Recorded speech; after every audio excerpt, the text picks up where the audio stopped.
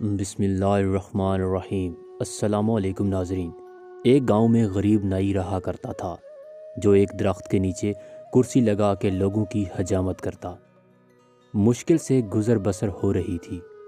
اس کے پاس رہنے کو نہ گھر تھا، نہ بیوی تھی، نہ بچے تھے۔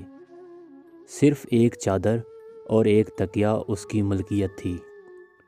جب رات ہوتی تھی تو وہ ایک بند سکول کے باہر چادر بچھاتا، تکیہ رکھتا اور سو جاتا۔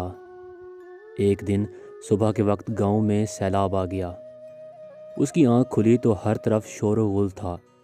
وہ اٹھا اور سکول کے ساتھ بنی ٹینکی پر چڑھ گیا، چادر بچھائی، دیوار کے ساتھ تکیہ لگایا اور لیٹ کر لوگوں کو دیکھنے لگا۔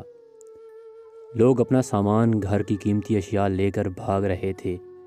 کوئی نقدی لے کر بھاگ رہا ہے، کوئی زیور، کوئی بکریاں، تو کوئی کچھ قیمتی اشیاء لے کر بھاگ رہا ہے۔ اسی دوران ایک شخص بھاگتا آ رہا تھا۔ اس نے سونے کے زیور، پیسے اور کپڑے اٹھا رکھے تھے۔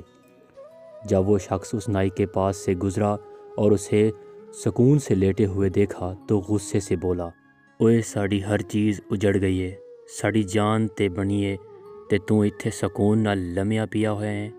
یہ سن کر نائی بولا، لالے آج تیری غربت دی چاس آئی ہے۔ جب میں نے یہ کہانی سنی تو ہنس پڑا، مگر پھر ایک خیال آیا کہ شاید روز محشر کا منظر بھی کچھ ایسا ہی ہوگا۔ جب تمام انسانوں سے حساب لیا جائے گا، ایک طرف غریبوں کا حساب ہو رہا ہوگا، 2 وقت کی روٹی، کپڑا، حقوق اللہ اور حقوق العباد۔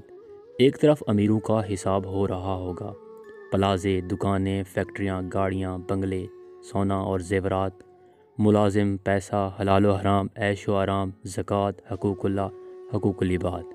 اتنی چیزوں کا حساب کتاب دیتے ہوئے پسینے سے شرابور اور خوف سے تھر تھر کانپ رہے ہوں گے۔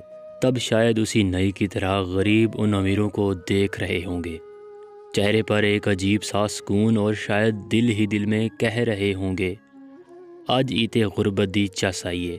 اللہ تعالیٰ سے دعا ہے کہ ہمیں ہر نعمت کا شکر ادا کرنے کی اور اللہ کی رضا کے مطابق استعمال اور تقسیم کرنے کی توفیق عطا فرمائے، آمین۔